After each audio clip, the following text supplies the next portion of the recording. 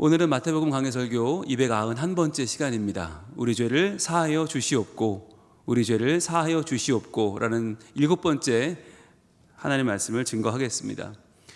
지난주에 우리가 이 죄에 대해서 이야기하는 것이 과연 오늘날 이 현대인들에게 어떤 영향을 미치는가라고 하는 이야기를 나눴거든요.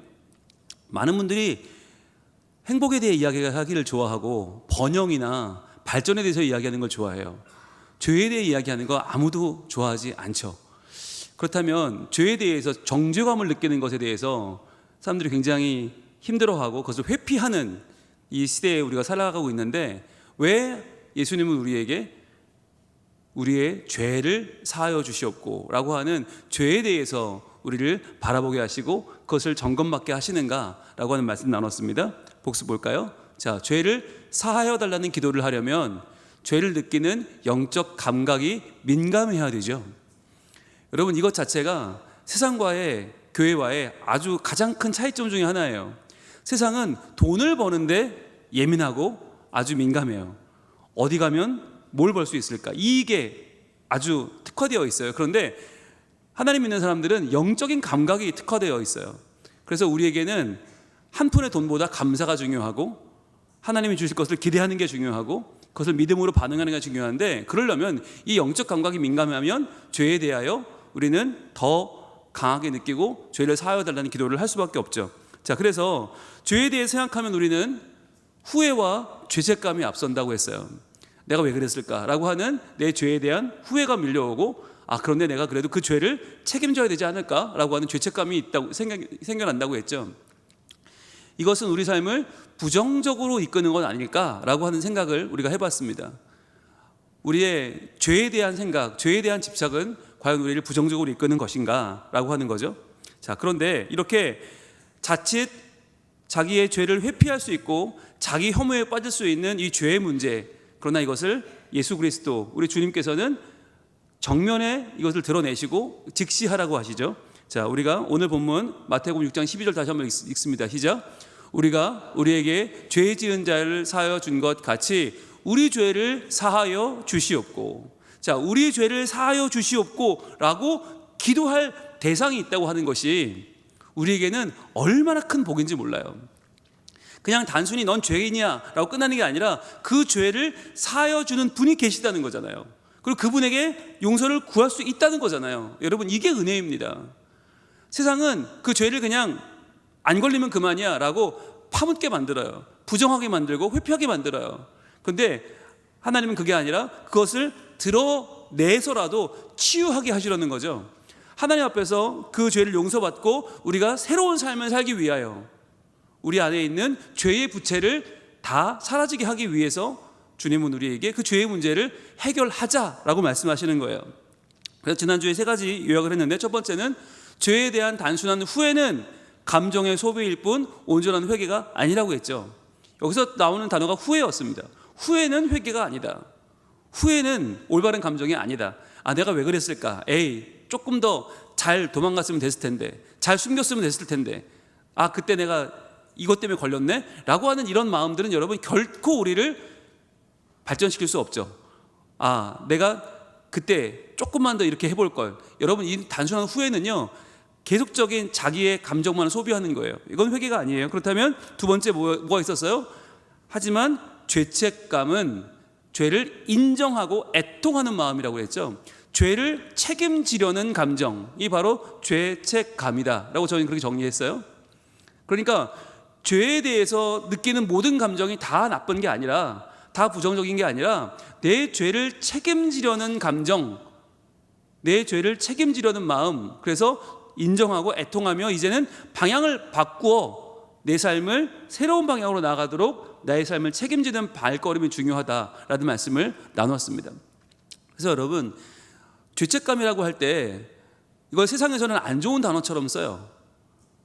제발 죄책감 좀 내려놔. 더 이상 죄책감에 빠질 필요 없어. 세상은 그렇게 말합니다. 그런데 거기서 해결된 게 있나요? 없어요. 여러분, 죄책감을 내려놓고 그냥 아닌 것처럼 사는 게 다가 아니라 그건 계속 우리를 갉아먹는 거죠. 죄에 대한 책임을 지는 마음이 필요한데, 자, 그래서 세 번째, 후회는 나를 묶지만 죄책감은 나를 변화시킨다. 이게 핵심이었어요. 후회는 나를 계속 묶어두어요. 부정적인 감정에 묶고 나의 잘못된 과거에 자꾸 나를 묶어두어요. 하지만 죄책감은 나를 변화시키고 온전한 죄책감은 죄를 이겨낼 수 있는 본격적인 능력이 된다. 여러분, 죄에 대해서 후회만 하면 그 죄를 반복하게 되어 있어요. 내가 그 죄를 이길 수 없거든요. 하지만 죄에 대해서 우리가 죄를 책임지는 감정을 느끼고 죄책감을 느끼고 하나님 앞에 나가서 그 죄를 용서를 구하면 우리가 하나님이 그 죄를 용서하셨음을 믿고 다시는 그 죄에 지지 않고 이제는 한 걸음 더 나갈 수 있는 능력을 얻게 되는 것이죠. 그래서 우리가 죄책감이라고 하는 것이 정죄감이 아니라 이것은 거룩한 하나님 주시는 우리 안에 변화의 시작이다라고 하는 이야기를 지난주에 나눴습니다. 자, 이제 오늘은 거기서 조금 더 나가볼 텐데요. 이 후회와 죄책감의 차이가 결국 무엇을 좌우할까? 가장 중요한 하나님의 말씀을 받는 태도를 좌우합니다. 이게 그냥 나의 감정으로만 끝나면 괜찮아요. 그러나 그게 아니라 하나님 말씀을 받을 때 여러분, 말씀을 들으면 뭐가 떠올라요? 말씀을 들으면 나의 연약함이 떠오르게 되고요, 나의 부족함이 떠오르게 되고요. 그럼 어떤 마음이 들까요? 목사님이 마치 내 얘기를 하는 것 같아요. 설교자가 내 얘기를 하는 것 같아요. 여러분, 설교자가 가장 좋아하는 회중은 누굴까요? 설교자가 가장 좋아하는 회중은 말씀을 내 이야기로 받는 회중이에요. 제일 저는 그런 사람들이 좋아요. 그런데 반면에 설교자가 제일 싫어하는 회중은 누굴까요?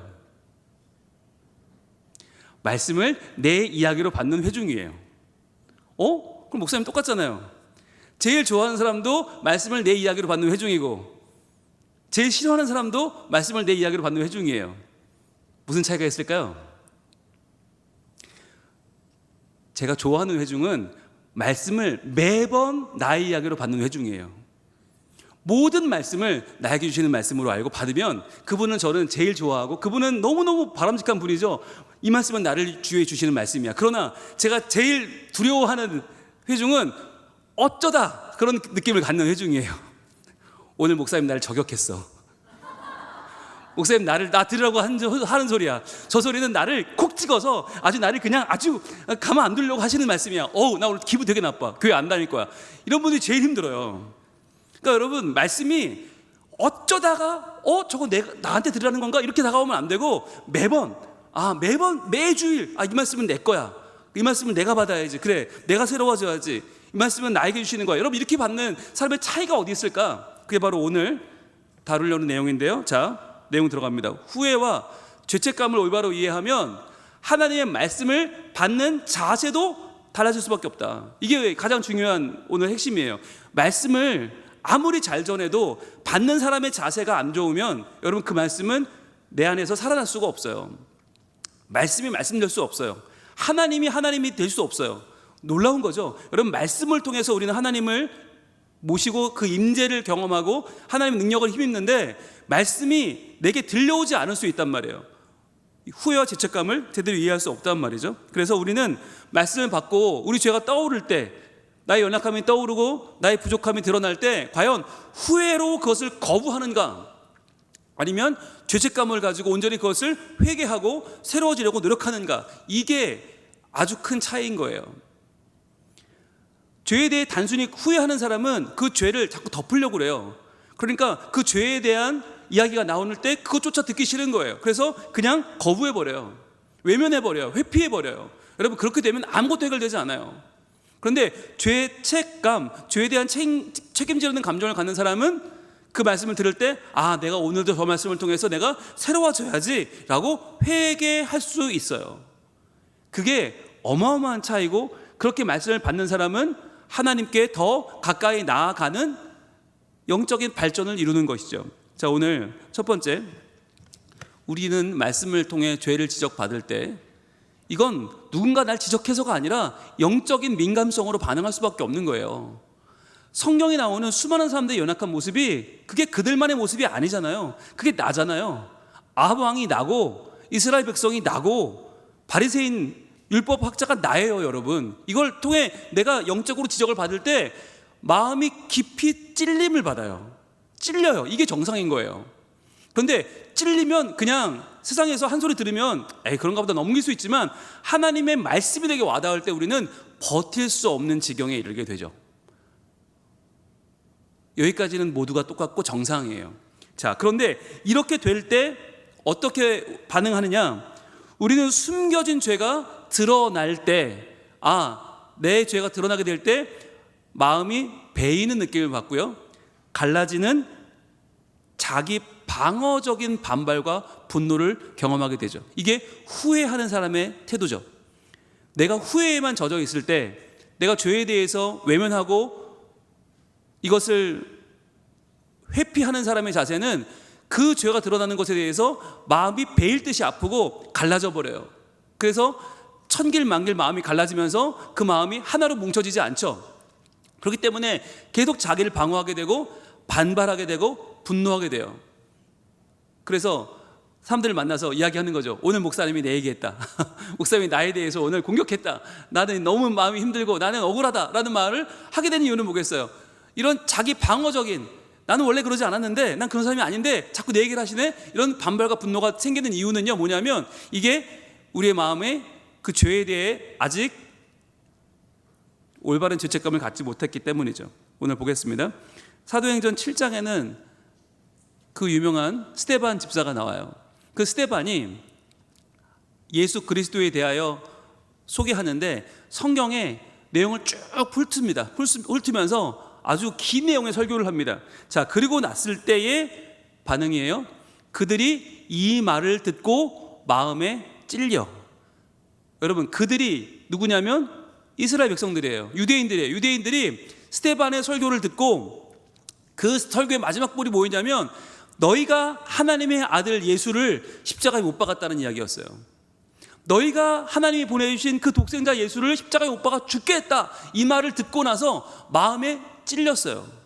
마음에 찔려. 여기까지가 중요해요. 이 말을 듣고 마음에 찔림을 받았어요. 이거 우리 죄가 드러나면, 죄에 대해서 누가 얘기하면 당연히 찔리게 되어 있어요. 그런데 그 다음 반응이 중요합니다. 그를 향하여 이를 갈거늘. 이를 가른다는 건 뭐죠? 씹어 먹겠다는 거죠.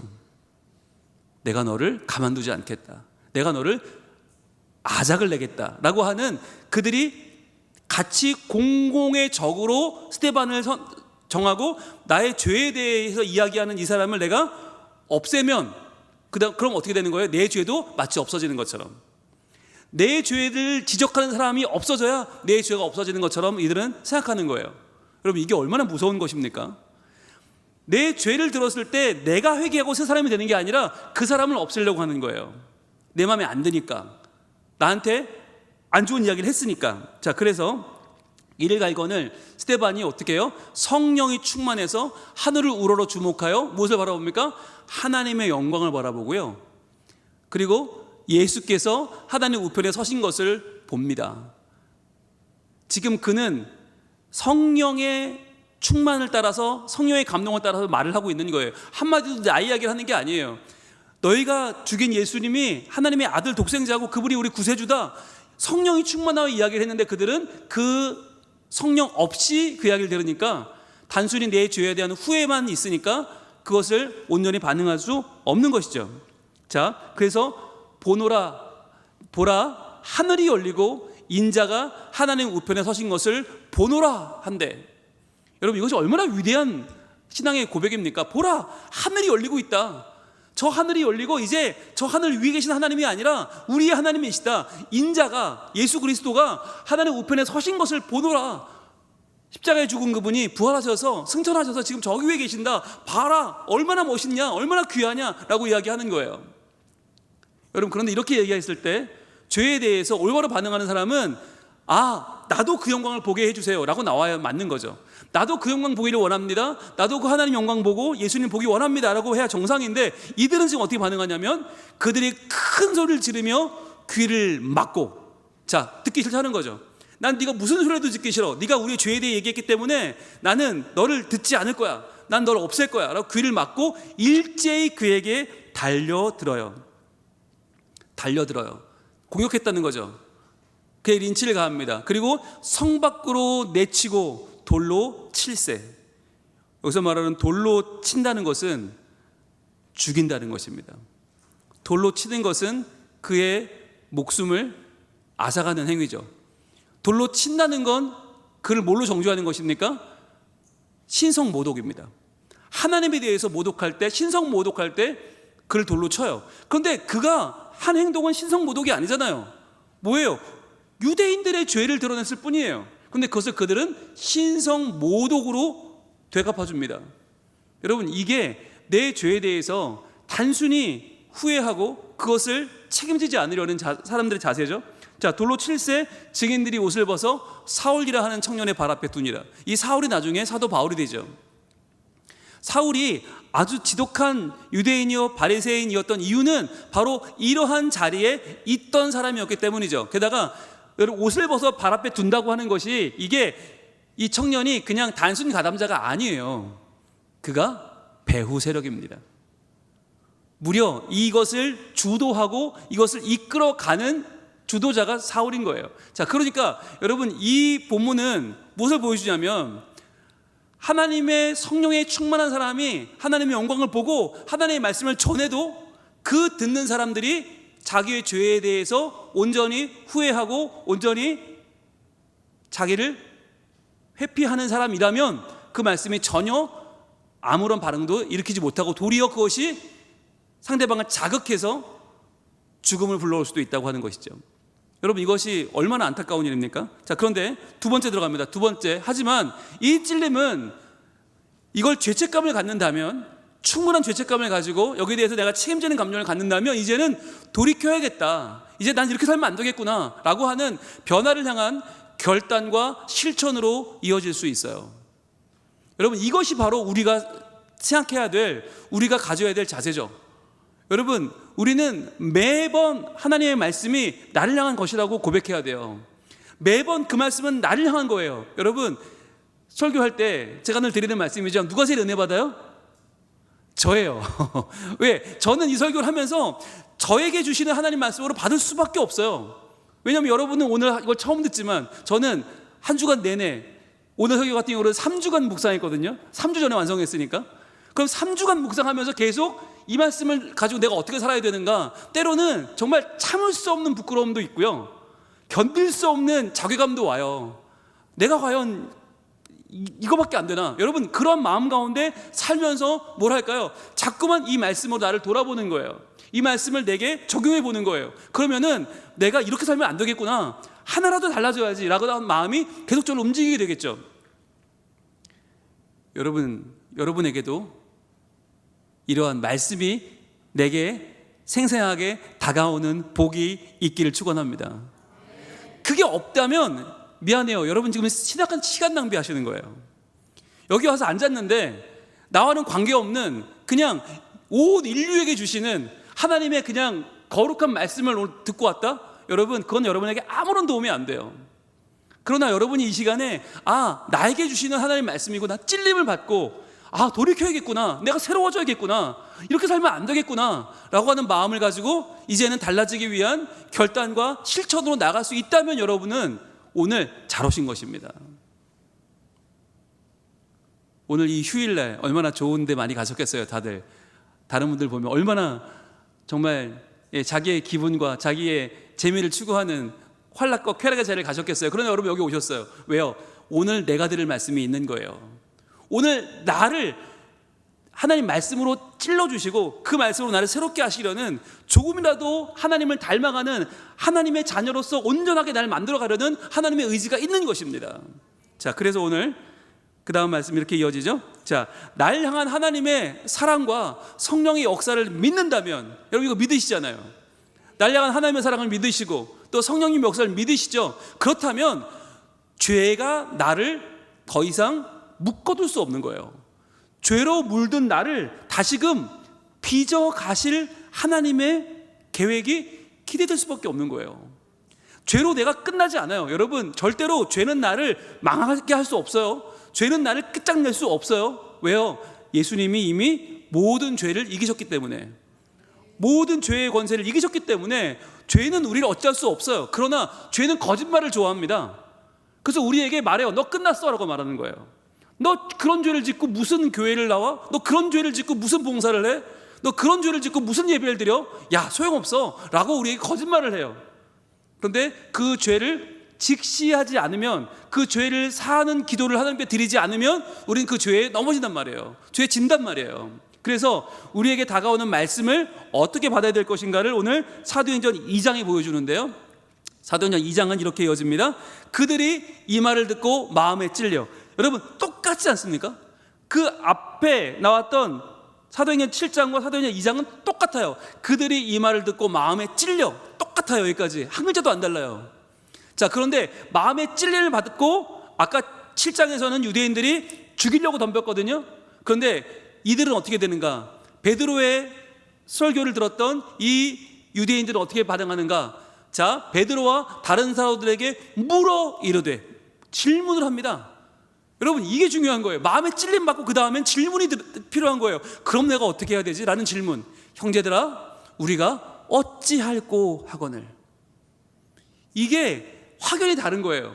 어떤 사람은 이 말을 듣고 마음에 찔려서 저거 죽이자, 저거 없애자, 저 입을 막아버리자 라고 하는데, 또 한쪽에서는 이 말을 듣고 마음에 찔려서 야, 내가 어떻게 살아야겠느냐, 내가 어떻게 살면 과연 그럼 되겠냐. 여러분, 여기서 말하는 우리가 어찌할꼬, 이 어휘를, 이 뉘앙스를 그대로 가진 말이 뭐냐면, 지난주 우리가 봤던 한밤중에 바울과 실라가 기도할 때 옥터가 움직이고 옥문이 열리고 맹이 풀어지죠. 그때 간수가 뭐라고 말합니까? 내가 어찌하여야 구원을 받겠습니까? 라고 물어요. 그게 똑같은 뉘앙스예요. 오늘 이 말씀과 우리가 어찌할꼬 하는 말과 내가 어떻게 해야 구원을 받겠습니까? 라고 하는 말은 같은 뉘앙스예요. 여러분, 우리가 지진이 일어나고 옥터가 흔들리고 옥문이 열렸을 때 뭐라고 반응하겠습니까? 야, 저것들 잡아 다 죽이자, 다 죽이고 이거 없던 걸로 하자 라고 할 것이냐, 아니면 무릎을 꿇고 내가 어떻게 해야 구원을 받겠습니까? 라고 할 것이냐. 여러분, 이 어마어마한 차이가 오늘 바로 말씀을 받는 이 자세에 드러나는 거예요. 과연 후회의 사람이냐 죄책감의 사람이냐 하는 것은 그 죄를 지적받았을 때, 그 죄가 드러났을 때 말씀 앞에서 어떻게 반응하느냐. 자, 형제들아, 우리가 어찌할꼬, 어찌할꼬 하면 여러분 어떻게 하면 좋겠어요? 어찌할꼬 다음 말이 뭐겠어요? 그러면 어떻게 하라고 그래야 돼요? 베드로가 정확하게 응대합니다. 베드로가 이르되 너희가 회개하여. 이게 1번이죠. 자, 죄에 대해서 인정하고 그 죄를 하나님께 사함받기를 구해. 너의 죄를 용서하여 주시옵고 라고 하나님께 구해. 그게 1번인 거예요. 그러니까 여러분, 지금 우리가 다루고 있는 우리 죄를 용서하여 주시옵고 라고 하는 이 기도는요, 너무나 중요한 기도죠. 이것이 하나님 앞에 나아갈 때 가장 중요한 첫 번째 관문이기 때문이에요.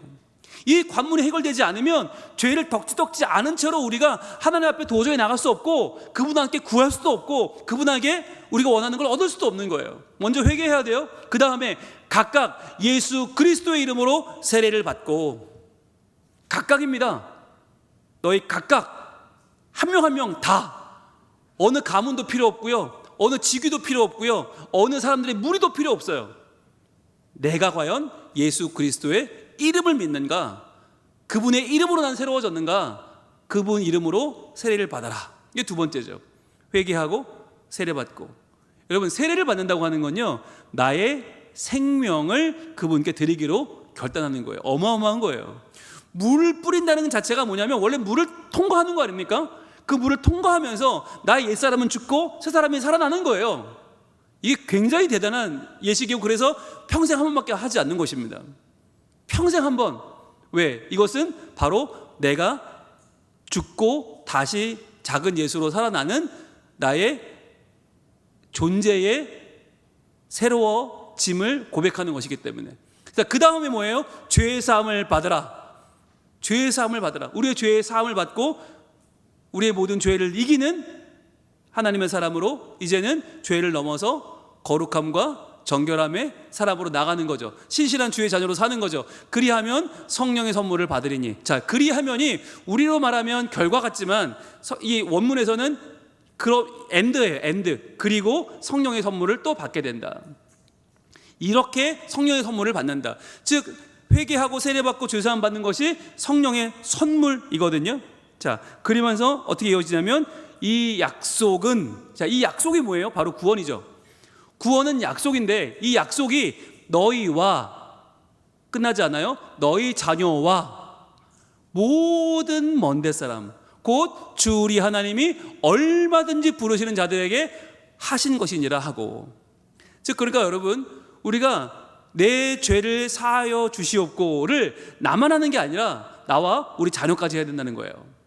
그리고 모든 먼데 사람, 주 우리 하나님이 얼마든지 부르시는 모든 자들이 다 동행해야 된다. 그래서 여러분, 우리 죄에 대한 고백이 얼마나 중요한 건지 오늘 자녀들과 함께 나오신 부모님들을 저는 축복하면서 혹시 같이 나오지 못한 분들도 자녀들에게 이 이야기를 꼭 해주시기를 바라요. 아들아, 딸아, 죄는 너를 묶지 못해. 죄는 너를 끌어내리지 못해. 죄는 너를 망하게 할 수 없어. 그러나 그 죄를 회개하지 않으면, 회개하지 않은 그 죄가 너의 삶을 계속 따라올 거야. 그러니까 너는 그 죄와 그 연약함에 대해서 하나님께 회개하고 용서를 받아. 그리고 그 용서받은 자로서 하나님 안에서 이제 주시는 은혜를 누리며 살아. 엄마 아빠는 네가 그러면 좋겠어 라고 말을 해주는 거죠. 여러분, 이게 너무너무 중요한 거고요. 자, 그래서 그렇게 하고 또 여러 말로 확증하며 권하여 이르되. 자, 여러 말로 확증하며 권했다. 이 여러 말이 뭘까요? 하나님의 말씀이죠. 하나님의 말씀으로 확증하며, 봐라, 하나님의 말씀이 이렇게 되어 있지 않느냐라고 확증하면서 권했단 말이에요. 하나님의 말씀으로 믿음을 갖고 하나님은 믿고 하나님 안에 새로워지기를 계속 권했단 말이에요. 그랬더니 너희가 이 패역한 세대에서 구원을 받으라 하니.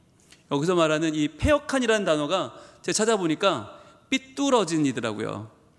뭐가 삐뚤어졌냐면 이 목수들이 나무를 고를 때 나무가 좀 반듯해야 쳐낼 거 쳐내고 쓰잖아요. 그런데 이 나무 자체가 워낙 뒤틀려 있으면, 삐뚤어져 있으면 어떻게 돼요? 쓸모가 없는 거예요. 그런 거는 그냥 장작으로 던지는 거죠.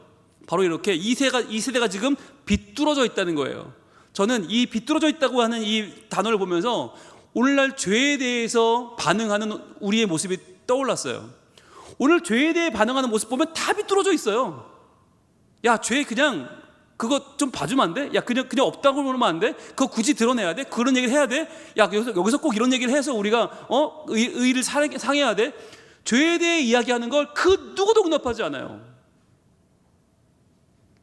그 누구도. 왜 그럴까요? 우리는 그 죄를 이길 능력이 없기 때문이죠. 그래서 예수님이 우리에게 오신 거예요. 죄에 대해 우리는 감당할 수 없어요. 그래서 예수님이 오신 거예요. 그래서 우리를 위해 십자가에 죽으셨고 우리를 위해 죽으시고 부활하셨죠. 여러분, 우리는 죄에 대해서 그 어떤 자격도 없어요.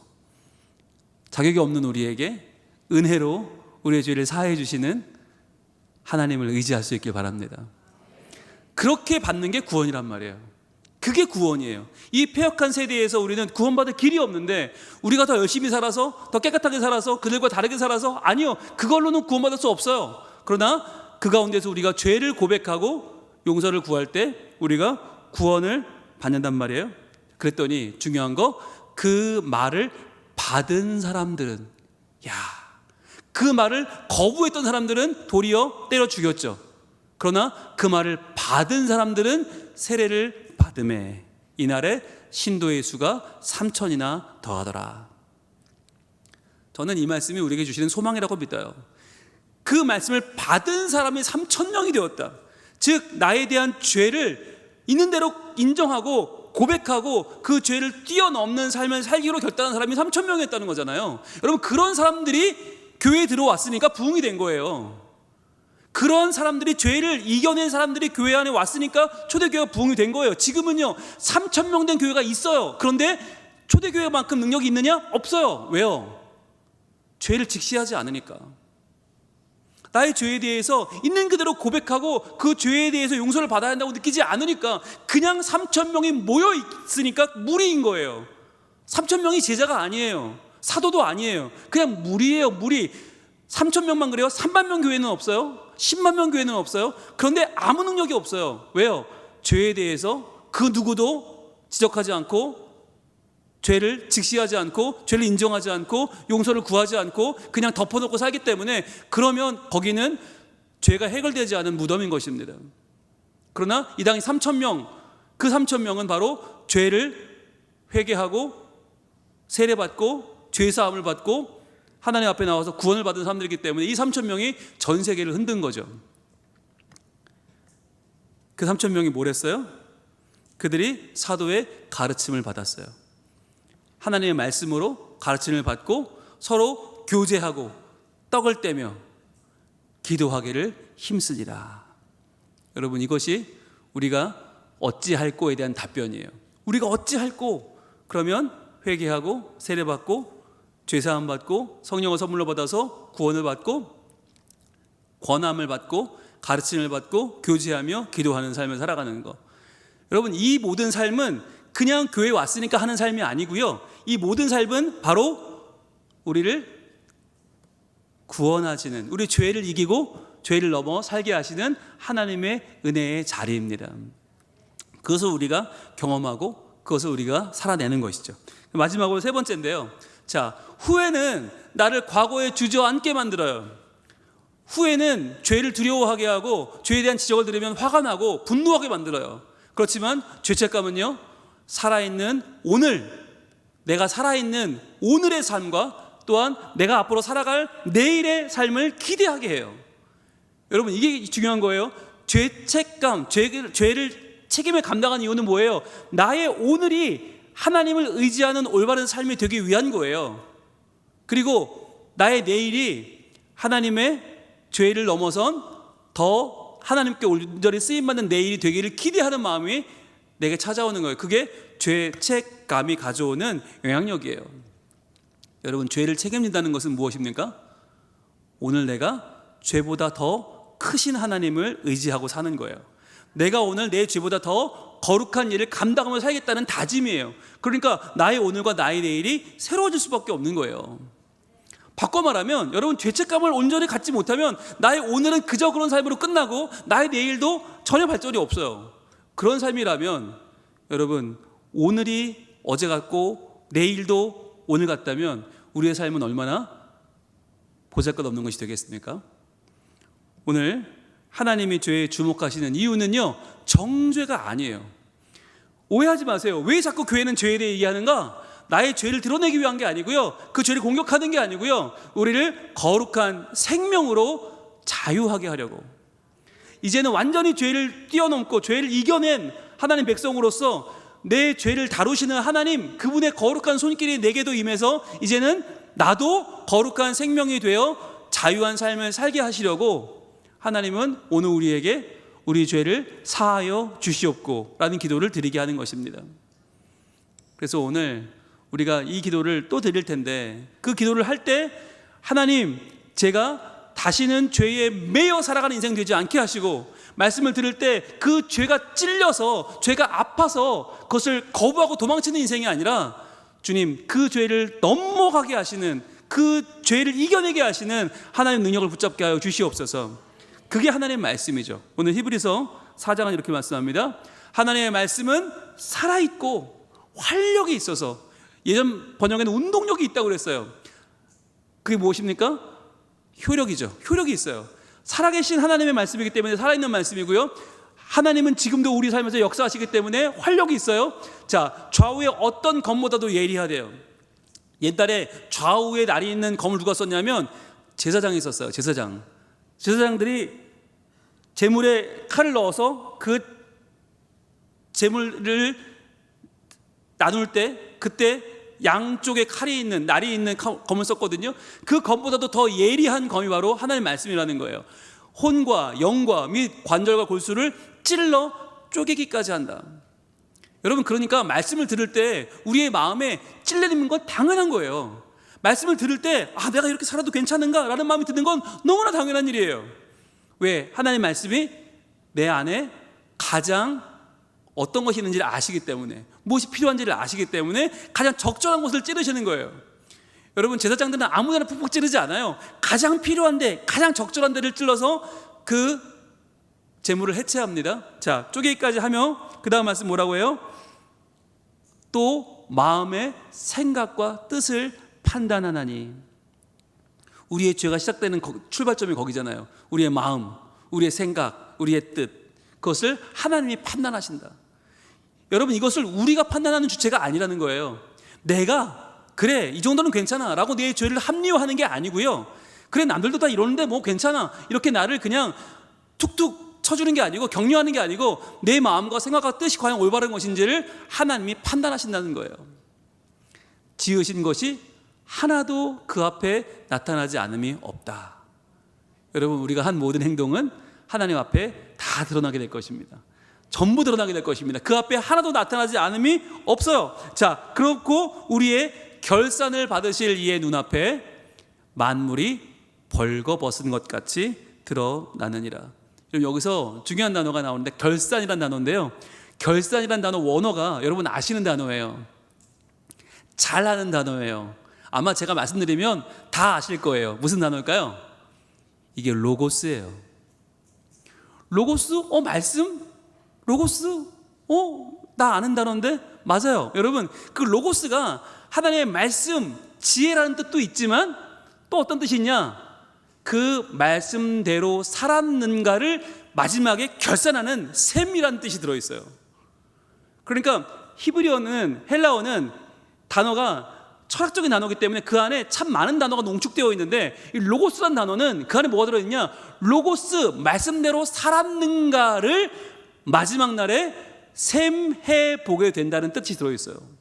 그래서 이 우리의 로고스를 받으실 이의 눈앞에 이것을 결산이라고 번역한 것입니다. 과연 하나님이 받으신, 하나님이 주신 그 말씀대로 우리가 받아서 살았는가? 라고 하는 것이 우리 하나님 앞에 만물이 벌거벗은 것 같이 드러날 것이다. 여러분, 우리는 매번 로고스를 받습니다. 오늘도 우리는 로고스를 받았어요. 말씀을 받았어요. 그런데 말씀을 받고 그 말씀을 받은 자답게 그 말씀에 내 삶의 셈을 치르며 살고 있습니까? 아니면 말씀은 말씀이고 나는 여전히 나를 합리화하며 나를 우선시하며 자기중심적으로 살고 있습니까? 오늘 중요한 건 그 차이입니다. 오늘 결론은 이렇게 마무리를 짓습니다. 좋은 말씀 잘 들었습니다 로 끝나지 말자는 것이에요. 좋은 말씀 잘 들었습니다 이렇게 끝나버리면요, 여러분, 우리는 정체되는 게 아니라 더 후퇴되는 거예요. 왜냐하면 이런 말씀 또 들어도 난 안 바뀔 거니까. 이런 말씀을 또 들어도 난 그냥 예전같이 넘어갈 인생이 되기 때문에 여러분, 이것은 정체가 아니라 퇴보되는 것입니다.